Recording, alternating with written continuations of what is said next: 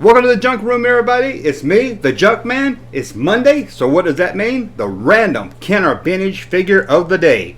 So who are we going to talk about this Monday, or would it be the random figure of the week? I don't know, week or Monday, I guess it doesn't really matter. If you clicked on the thumbnail, you already know who we're going to talk about. We're going to talk about this guy. Oh, wait a minute, that's not a guy, that's a ship. And this isn't random Kenner vintage ship Monday. This is Kenner random figure. So, let's talk about what's inside.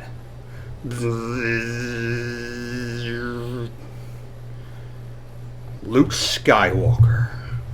I will have to use two hands.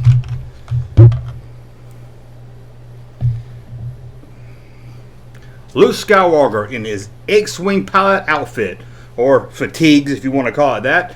I always call it just X-Wing pilot Luke. First released in the second wave of Star Wars figures in 1979. He was the first figure we've got of a figure we already got before. If you know what I mean. We already had a Luke Skywalker. No, we didn't have a farm boy Luke Skywalker. Again, I've searched everything Kenner made, every document at Kenner, and I can't find any listings for a farm boy Luke. I don't know what it is. But apparently a lot of you on Facebook do, and Twitter, and all over the internet. But there's no such thing as a farm boy Luke. We have Luke Skywalker, and then followed up with X-Wing pilot Luke Skywalker. Now, as I said, he did first appear in 1979 in the second wave of Star Wars figures, and then jumped ship over to the Empire Strikes Back line and Return of the Jedi. Then, after Return of the Jedi line, he did make it over to the Power of the Force card, one of the few figures that did. However, he does not appear on the Tri logo card.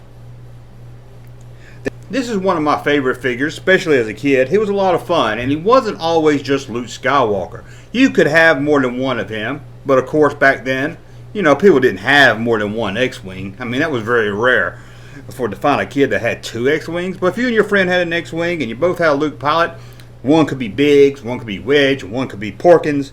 Although that's a pretty slim Porkins, isn't it? Well, you could always act like he's just a rebel pilot. He was always good for that. You could play with your Luke Skywalker figure and have him join in as just a pilot. Now, I will show you one thing I've always loved about this figure. Greedos like this, and for some reason Kenner didn't make any more figures like this. I'm not really sure why. Let me show the other camera here so you can see it better. As you can see, his hand is connected. He has a circle like this. Constantly, his hand's in a circle, which makes it really good for holding his blaster. You can put it in there, and it's not going to fall out like most figures. As you know, most figures have a hard time holding their gun. Luke X-Wing pilot never had that problem. As you can see right there, he held the gun really good. Now, I don't have really much to add to this figure. Stay right there.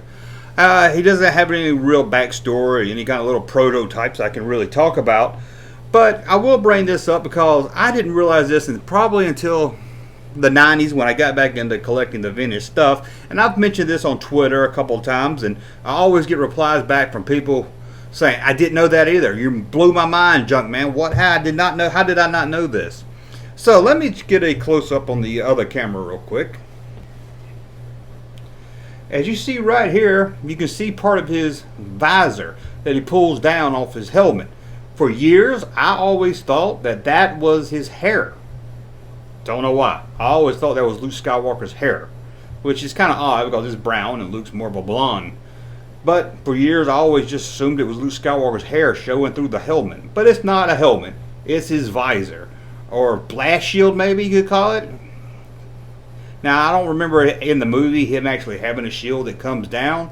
Maybe the helmets do. I'm not sure, but I don't think he ever had one in the film that lowered down. But it's kind of neat that a lot of people like myself thought it was hair. But it's kind of neat that people like myself thought it was his hair for years. And as you can see here on the other camera, they got very good detail, which was not something Kenner or toy companies back then was really good at. They're having the Rebels markings on his hat. You can see the Rebel symbols on his helmet. That's really good. But it's a really good looking figure. Again, I don't have much more I can really add to this figure. I'm not going to sit here and act like he looks a lot like Luke Skywalker or Mark Hamill. That's why, again, he made a really great choice of being just a random rebel pilot if you needed one. You could have him fly the X-Wing. You could have him sneak off and steal a TIE fighter. You could have him fly the Rebel transporter. Hell, I even had him pilot an AT-AT before. But he's a really good figure, and as you can see from the ship right here, he fits really good in the ship. Let me squeeze that down. He doesn't...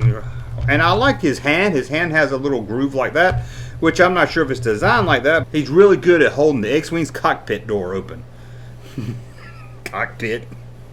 I guess that's a cockpit door. But that's Luke Skywalker, and that's him in his X-Wing.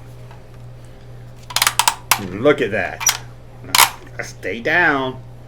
It's supposed to stay, but I can never get this one to stay. This is, of course, the original X-Wing. They released it in the Empire Strikes Back line as battle damage, but this is the original 1978-79 X-Wing without the battle damage. You push it here and it wouldn't make a sound. I don't have any batteries in it because I don't want batteries to corrode. It's got a little light right here, and you can see some cannons. But we're not here. Once we get through with all the figures, we'll go back and talk more about all the ships. But I thought with the figure, but I had the figure out on display with the ship, so I thought you might get a kick out of seeing the ship also. Anyway, thank you for watching. Please support this channel by going to Patreon. I will tell you, I'm headed to Nashville this week for something not junk related, just with the family, just a little small vacation.